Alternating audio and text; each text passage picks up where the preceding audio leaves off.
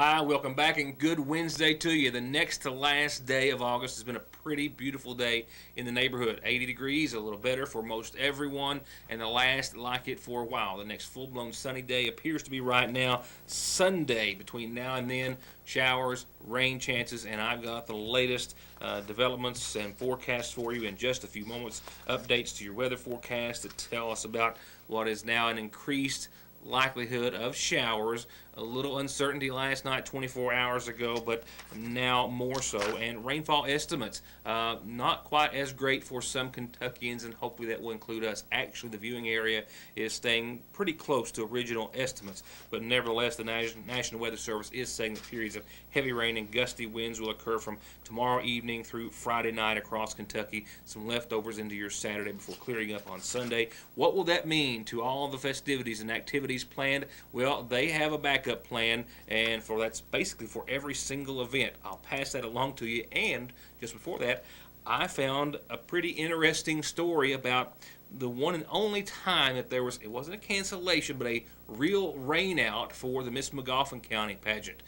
I kind of refer to it as before I started paying attention. That's pre Your News Today, back in the early 90s, and one of the pageant directors will tell us about that rather precarious situation they found themselves in underneath a downpour, and how they managed to get it all finished and then do the pageant again a second time just so everyone could see, even though it had already been decided. That and a serious sit-down with Magoffin County School Superintendent Scott Helton and our State Representative John Blanton. The school district was caught off guard by another adjustment of unmined mineral tax rates. They went through one last year, and it cost the school system a couple of $100,000, and thinking it was over and done with, now they're faced with another one, and we'll tell you what they're trying to do in lieu of taking any compensating tax rates, which of course would be an increase. Some really important and interesting information coming from those two. A meth-related arrest and a lot of other news and information to get to, so let's go ahead and get right to it. A quick update from Hurricane Harvey and Texas. 21 bodies found thus far. Just as of earlier today, a woman found made the 21st victim. That number is going to soar as waters start to go down and continue to go down in some parts.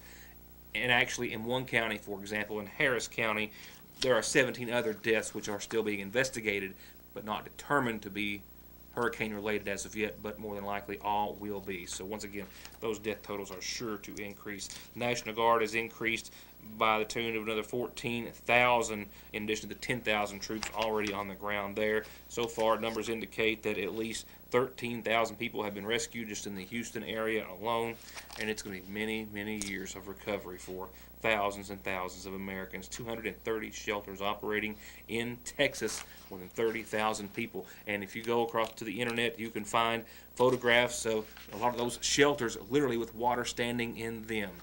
Just amazing to see. But the rescue efforts continue. The evacuations continue. Louisiana, of course, now the next focus.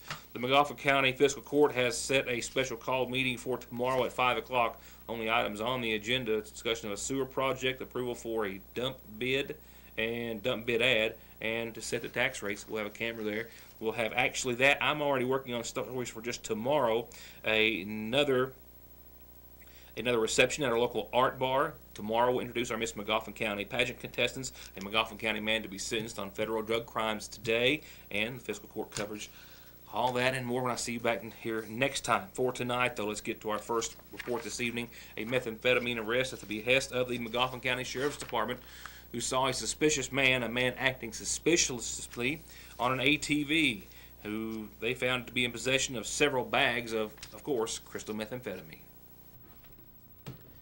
Just earlier this afternoon, according to reports out of the Magoffin County Sheriff's Department, Magoffin County Sheriff Carson Montgomery, Deputies Neil Adams, and Jonathan Holbrook were on patrol, I believe answering a complaint, near the mouth of Back Branch here in Magoffin County when they encountered a man standing by an ATV. The closer they got, the more suspicious he started to act, and they stopped to question him.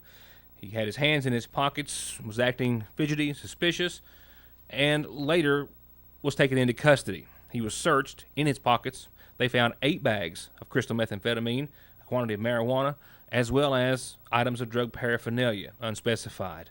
Larry Creech, 39, of Campton, Kentucky, who was in the Back Branch area on an ATV, was believed to be traveling in this portion of the county, selling, as they charged him, methamphetamine.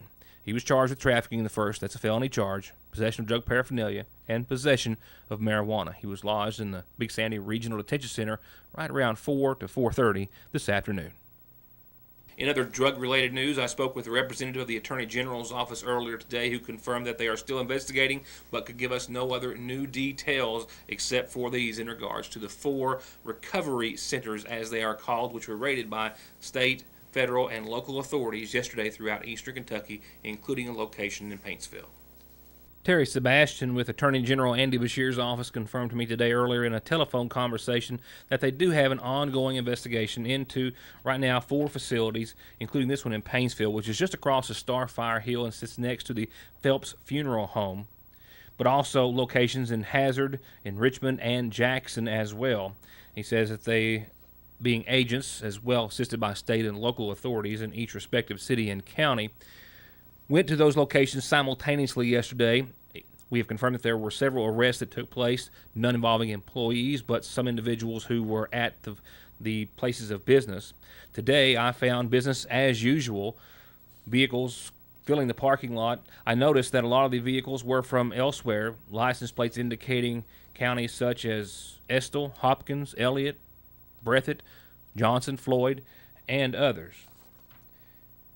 We know that the investigation continues. He also agreed to keep me into the loop, so to speak, and let us know the next step in the investigation, or the next reportable step in the investigation at least, as it is still going on into recovery centers in these areas.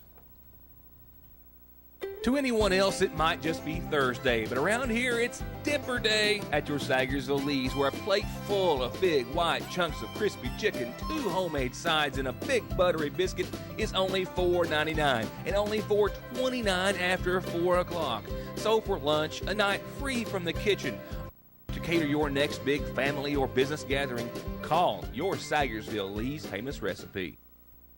Much more than diesel specialist, Black Smoke Performance is turning out excellent auto body collision paint and repair results with free quotes and estimates on everything from insurance jobs to that ding you got in the driveway. Custom lift kits, bed liners, winches, and accessories, and full diagnostics and repair on anything gas or diesel, from brakes to fluid changes to major auto repair. If you want it fixed, lifted, painted, customized, or just maintained, just call on the team at Black Smoke Performance in Dixie of Sagersville, 100 May Drive, or 349-8785.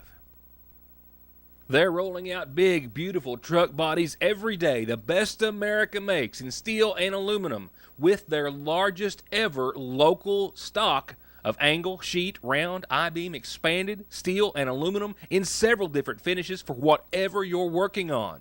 And if the dump body you're driving needs parts, they've got them in stock. And if you need a big project fabricated from scratch, they've got you covered at Logan in Salyersville since 1904. Here's a new list of specials at Gateway. This Chevy Intervan runs great, cold AC, $49.90. This 2015 Commander 500 Camo ATV just traded for 72 miles. As new, save thousands. And a pair of RAV4s. This 2010 all-wheel drive, excellent price and payment. And this 05 RAV4 all-wheel drive, $5,900 or best offer. This 06 Crew Cab is a 4x4 and thousands below book at just $10,900. And most payments under $200 a month at Gateway Motors in Sagersville. Now for a serious sit-down with our school superintendent and our state representative. Mostly all coal-producing counties, mostly all former coal-producing counties in eastern Kentucky, are trying to deal with another blow in revenue, specifically in the unmined mineral tax. County, city governments, and school boards like here in Magoffin County, where a second drastic cut in 2 years has left them looking for alternate revenue in lieu of making any more cuts than they already have and raising taxes any more than they have. Next, we'll hear from our local leaders, Scott Helton and Representative John Blanton, who both say that they're not in favor of residents having to pay for minerals still in the ground and that unmined mineral tax, but both also agree that the school system does need to find a way to cover the loss. Just last year, as Superintendent Helton was on his in his first month on the job. He tells me that the Kentucky Department of Education notified him that the county of Magoffin had lost $39 million in taxable base for unmined minerals taxes, about $190,000 or so lost to the school system. So to offset that, he says that they were left with no choice but to take the compensating tax rate, meaning that was about a 7-cent increase across the board for the school district. And at the same time, as the next school year started, he started making as many cuts as possible, including eliminating all retiring positions he could to try to cover those losses and prepare for maybe any other cuts in the future. And as last school year ended, everyone thought that that adjustment last year, when they lost that $39 million in tax base, would be a one-time thing. But now they've learned that it wasn't. Starting this school year, at the end of June, I went ahead and did some more cuts when I had some retirements take place, just to kind of streamline and make sure that we're trying to build a financial stabilization of the district and making sure that we're doing the right things and not impact teaching at the school level. And when I say that, I've been eliminating some of these district positions, some central office positions, not that they weren't needed in the past, but in times like this, you got to start making cuts when you get the opportunity without harming or impacting people that are currently working. So when I have retirements take place, I shift people around, add duties.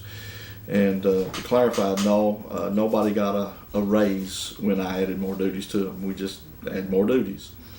And so we're having to adjust with that. And then it's like anything else, our utility bills, we've added the new high school on, and there's a rumor going around that the high school's paid for. No, it's not paid for. We pay bond payments on it for the next 20 years. And it's just like we still have continued bond payments on some of these other schools. But that being said, we have expenses coming that we have to take care of. The largest part of our budget goes to payroll. And when to save money, that's where you have to look at first. Because a few thousand here, a few thousand there doesn't compensate for some of these losses that can happen. And the reason I wanted to talk with you and John, the reason John came and talked with me, because he understands more of the Frankfort aspect of it than I do. And what I want the people to understand is we realize that this community can only take so much. But then we're in a position where we have to make some tough choices right here, and we're trying to do everything we can to alleviate the burden on the local people. Now, that being said, I don't know what we're looking at, but we've worked out to get a meeting, and I'll let John speak on this aspect of it, of what the future is within the next week and a half or 2 weeks of what we're trying to do. I don't agree that people should have to pay on unmined coal. I don't think they should. But then when we lose that revenue, we've got to figure out a way to offset that. And I think that what I'm asking and what I'm looking for is the state should have been able to let us know ahead of time to make provisions instead of just bam. Do I think that the individual should pay on something that's not payment? No. But I've got to figure out a way to keep from hurting everyone. And Magoffin County is not alone. Magoffin County losing $39 million in unmined mineral tax base last year, another $25 million this year that Helton says has caught he and the Board of Education by surprise. And other counties that have coal in the ground also facing the same dilemma. And it's one that school superintendents from all of those counties have been invited to discuss with Representative John Blanton and others next week. No, absolutely not. This is a problem that's facing all counties, specifically throughout eastern Kentucky, that has coal or oil and gas. Kentucky has a tax on unmined minerals, which is coal, oil, and gas.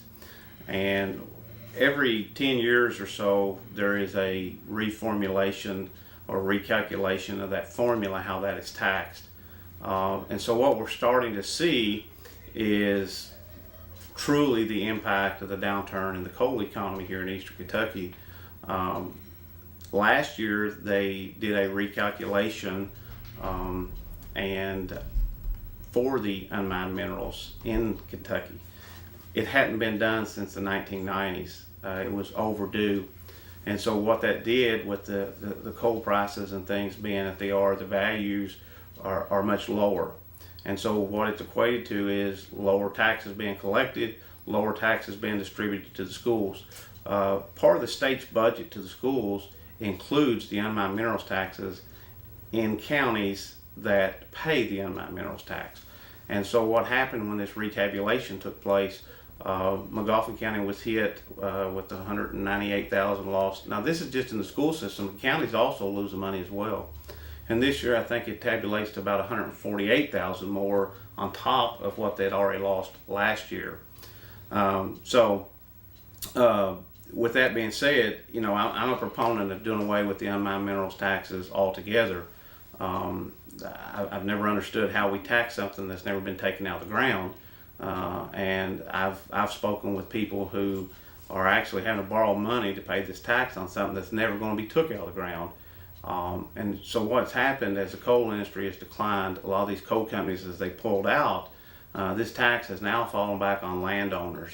And we have many of them, quite frankly, that are on fixed incomes that simply can't afford it. So, and I've been advocating in the General Assembly that we do away with this tax altogether. So what we're trying to do right now has nothing to do with trying to raise that tax. It has to do with trying to help the school system overcome this downfall in revenue. That's unfortunate. It's not their fault. It simply is what it is, and they're trying every way they can to keep from having to add to the compensating rate because they don't want to pass it on to the citizens of the county either, nor do I. So I've been working with the past, I guess, month now with Superintendent Hilton, with KVAC, which is the regional superintendents throughout eastern Kentucky, superintendents in Knott County and Pike County as well, legislators on both sides of the aisle, to find a solution to help each one of these school systems. Knott County Schools is losing $1.2 million this year. Their compensating rate would have to go from 58 cents to $1.07. They've had such an impact. And in lieu of all those numbers that we have spoke of thus far, Blanton says he's already asked for and been granted a meeting next Wednesday so far between 10 other school superintendents, with many others expected to be in attendance, as well as with the state Secretary of Finance, State Education Commissioner, Governor's Chief of Staff, the Budget Director of Kentucky, and others to try to work together to overcome or make up for the losses without raising taxes, which Blanton says would be at least a short-term fix. That's a Band-Aid fix for this year. We will take this up. I've already spoken with the Speaker. We're going to take this up in the next General Assembly to how we can come up with a long-term fix, long-term solution for these school districts. It's unfair for the schools to be dependent on something that is so fluid and so flexible. They need to know, here's what the state is going to be contributing this year, and they know that they can count on that when they set their budgets.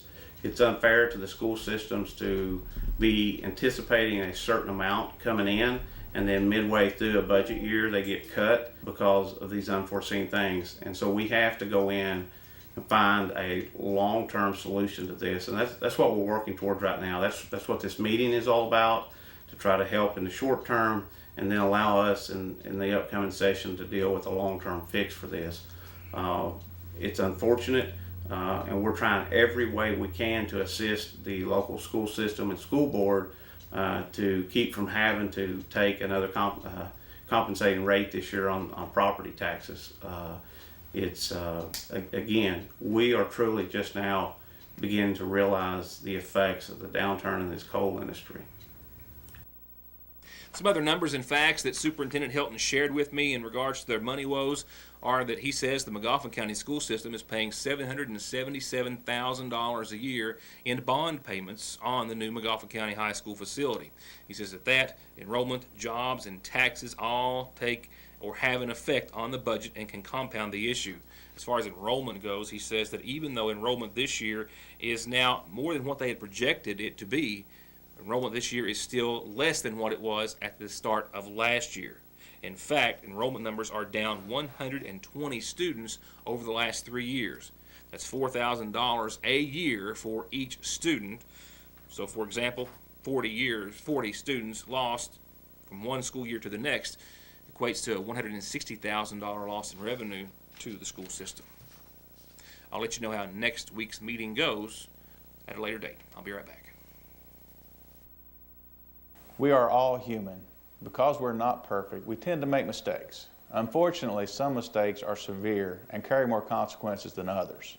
If you have been hurt in a car wreck, a truck wreck, or because of someone's mistake, reckless or careless behavior, you deserve help with your medical expenses, lost wages, and serious permanent pain and injuries that you have been made to suffer and will continue to suffer for the rest of your life. If you have been injured, I can help.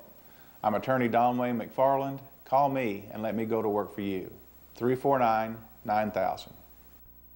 August is hot, and so are the savings at Appalachian Wireless, where all smartphones are 50% off. The 64-gig Galaxy S8, normally $149.99, now $74.99. Sizzle! The GS8 Plus, normally $249.99, now $124.99. Scorchin'! Even the 64, 128, and 256-gig models, all 50% off. Forget it! 50% off all smartphones while supplies last. 2-year agreement required. Better service, bigger savings. That's today's Appalachian Wireless, an East Kentucky network company. The only difference in these washers and mowers from new is the incredible low price, and the same goes for tools, electronics, jewelry, games, and more at Parkway Gun and Pawn, where they buy and sell gold and silver and loan cash every day on just about anything worth $1. Stop by on Parkway Drive or call 349-PAWN.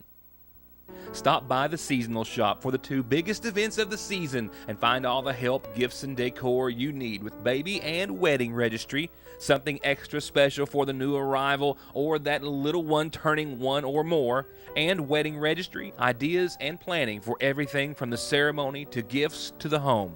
And the seasonal shop also has thoughtful ways to honor memories of loved ones lost, with personal and gravesite decorations that they'll gladly deliver to our local funeral homes. Find something to cherish all your memories at Fraser's Prater Drugs Seasonal Shop in downtown Sayersville. Hi, I'm attorney Jeff Lovely. When hiring an attorney, experience does matter. For over 20 years, I've been representing clients throughout Eastern Kentucky. We are a full-service law firm, representing clients who've been injured in car accidents or at work, representing clients who need to file bankruptcy, representing clients who've been charged with a crime. For all your legal needs, contact my office when it matters. We have 2 locations for your convenience. In Sayersville at 349-4522 and West Liberty at 743-1965. All right, let's talk about Heritage Days and what the weather may have to do with it. First, though, as organizers are scrambling to come up with some backup plans with a new plan in place, a new schedule, that is, if it's needed in lieu of Harvey, I found an interesting story today behind the only time that we can find that they had to make some other sudden arrangements in lieu of a washout back in the early 1990s, in 93, where Miss McGoffin County Pageant Director Jency Bailey remembers it well. In our county pageant's history, going back to 1979, there has only been one real rainout, but as she tells me, the show did go on. It was in 1993 when a terrible storm hit, and from what I remember, lightning had hit the cabins and some real concerns. So we invited the parents to come with the contestants in the back room at the local library, and we had the pageant in the back room of the library. And the judges that were judging that evening, they couldn't come back the next evening, so we put the results in a lockbox. And the next night was Saturday, and the weather was great, and the girls performed the pageant in front of a huge crowd, and we just got the results out of the lockbox. Meaning the contestants went through the pageant twice. They did it that rainy night in the back of the library with only parents and judges invited because of the space, and then they went through the entire motions, as Jency said, the next day for the crowd. But they went through it all again, so I don't remember if they did better the first time or the second time. I mean, the water was almost up to the knees at the cabin, so it was really, really bad. So we just had to do what we had to do at the time. I remember Carter Conley and the rescue squad, they were of great help in order to decide what to do, because half of the pageant was already over with the interview with the panel of judges. So we couldn't really stop what had already happened. So that's the only scenario that we could come up with that would be fair to all the contestants and their families. Now, of course, it's nearly 25 years later, and of course, we've got better weather predicting tools, and we've got a lot of other things that are in our favor as to being forewarned. but there's still a great deal of uncertainty. And just last night, pageant directors and the mayor and others met to formulate a real backup plan, and they've got one, which basically means that there may be some events that may not even take place. For example, if the pet show gets rained out, they're not going to be able to reschedule. They're going to be able to adjust for all the others. And basically, if either of the Miss Teen or Miss Magoffin County pageants have to be postponed, the parade might not even take place till next weekend. Wednesday's going to be fine. Everything's going on as planned. Now, on Thursday, with the Little Miss and Master and the Miss Teen, if it rains, torrential rains, lightning, we have to cancel. It will move to Saturday night, the same time on Saturday night. The parade will be postponed till the following Saturday, okay? Now, if on Friday, the school activities, if it rains hard, will be moved to the Sayersville Grade School the same time. The Sayersville Grade School the same time. And on Friday, the Miss Magoffin will be moved to Monday night, same time on Monday night. Now, with that, on Saturday, if it comes a rain and if it's worst out either night, the parade will be the next Saturday. What will happen that night is, like I say, if the Miss Teen goes to that night and the Little Miss Master, on Monday night before the Miss Magoffin, we will have the Echo Singers and the play, the Magoffin play, the Licking River play that they're going to put on will be on before the Miss Magoffin, and that'll be it. Everything will be pushed back like that, and like I say, the parade will be the next Saturday. We're if we'll have the street dance then or not, but the street dance will be postponed with the parade, and then we'll worry about it next week. But like I say, Thursday night goes to Saturday night, Friday night goes to Monday night, and the Echo Singers and the play that's on Saturday night moves with the Miss Magoffin on Monday night, and there'll be no showcase talent. And of course, I'll be here with you through Friday evening to keep you up to date. And of course, I'll be posting on Facebook. Find me or friend me on at Ritter Mortimer, and I'll keep you up to date just the instant that any changes are made. We'll have to just kind of wait and see, kind of, going to do this by the seat of our pants, so to speak, and see what Mother Nature has to say about it. Then I've got just in some latest updates and predictions on that topic coming up in just a second.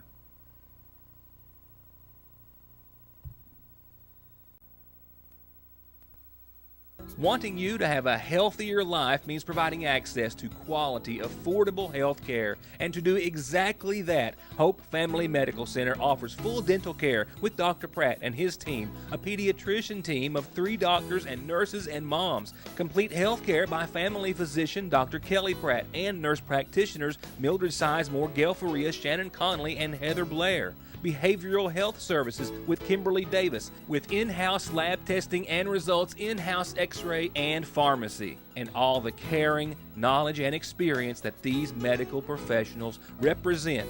At Hope Family Medical Center. Parkway Pharmacy, now open earlier from 8 a.m. until 6 in the evening to better suit your schedule and lifestyle, and to help you get better and live a healthier life. And if allergies are bogging you down, they're armed with the very best in over-the-counter relief for adults and your children. Reach owner pharmacist Jesse Rudd and his assistant pharmacist Megan Castle and their staff at 8 o'clock in the mornings or at 349-4400.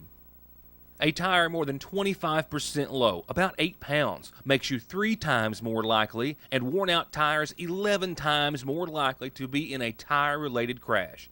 Don't take your or their safety for granted. Come in for a free inspection, 6 months, no-interest financing, the best price and best selection at Conley Tire in Staffordsville. Yes, that's a 68 with an awesome 302, an updated 5-speed, over $6,000 in just recent restoration receipts, all with only about 70,000 miles. It's only at Broadway Auto Sales in Paintsville. And this 07 Expedition Eddie Bauer, and this 2011 Nissan Altima, and this super sporty 07 Colorado are all drastically cut to sell quick. Come check them out at Broadway Auto Sales in Paintsville. Changes to your weather forecast and the weather-changing football schedules. A long list of games bumped up to tomorrow night or elsewhere in lieu of Harvey. I can confirm here in Eastern Kentucky that Magoffin County at East Ridge will be played tomorrow night instead of Friday. That's the only game I have in the viewing area as of right now, confirmed through the Kentucky High School Athletic Association. I'll try to do another check in just a second and throw it in during the weather forecast if I can. Nevertheless, here is your weather forecast, which has us with a better idea as to what we can expect to see. With still, of course, it's the weather. A lot of uncertainty over the next couple of days. In retrospect, I think I should have zoomed in on each of these graphs and maps independently instead of putting them both on there. Nevertheless, the National Weather Service has issued a flash flood watch in effect. From 8 o'clock tomorrow night through 2 o'clock Saturday morning, you will notice that line to your left where the green and white collide. That does not include Breathitt, Magoffin, and Johnson, but right on the border. So you can take that for what you will. I'm going to go ahead and just consider ourselves in that same area, but nevertheless, we are not included, but you can see who is. Over to the right, you'll see rainfall estimates, and rainfall estimates between Thursday night and Saturday morning show Magoffin County, basically most all of the viewing area, firmly in a total rainfall amount of a lesser than what we were expecting, 1.5 inches or so. Right now, wind gusts are also expected through the same time frame to be 15 to 25 miles per hour. There's also a weak tornado threat for Friday. That's what we have at this hour. 24 hours from now, I'll have you another updated forecast. For now, we'll drop from about 83 degrees earlier today to about 63 for nighttime lows. Mostly cloudy skies, as you can already tell if you're catching the early show. Patchy fog tonight and in the morning. And tomorrow, temperatures will not get out of the 70s, and then watch where they go from here. Nevertheless, cloudy skies tomorrow. Showers, we'll see a 30% chance in the latter afternoon hours, say around 4 or 5 o'clock. As the night goes on, you can see in the bottom of your screen, they go from 30 to a likelihood of 80 to 90%. With a low of 61. We'll have to wait and see what it says about, or what it does with tomorrow night's Miss Teen. Nevertheless, Friday temperatures struggle to hit the 70-degree mark, 58. Cloudy and showers are likely, and really a certainty, not a wall-to-wall washout. Right now we're talking about a quarter to a half inch of rain Thursday night right now, a half to 3/4 of an inch early Friday, another half an inch or so Friday night. And it starts to clear up by later Saturday. Showers are likely early in the morning. Daytime highs, and that's 69. That's our lowest daytime high this season. And that might even be optimistic. Might not even make it to 69. Cloudy skies, showers early, but ending by Saturday night. I think we'll have a 30% chance of showers by the latter evening, and hopefully those will dwindle and we'll see it just kind of dry up. It might not be until late Saturday night, but definitely by your Sunday. So we'll get 2 good days out of this Labor Day weekend. Sunday, mostly sunny, 76. Labor Day, sunny, and 81. And again, already on tap, more on the next Art Bar reception. Our Miss Magoffin County contestants, a Magoffin County man sentenced on federal drug charges today, and a fiscal court meeting set for tomorrow. I'm sure that list is going to grow. So be sure to join us back here tomorrow night for another edition of Your Orange Today. Thanks for watching.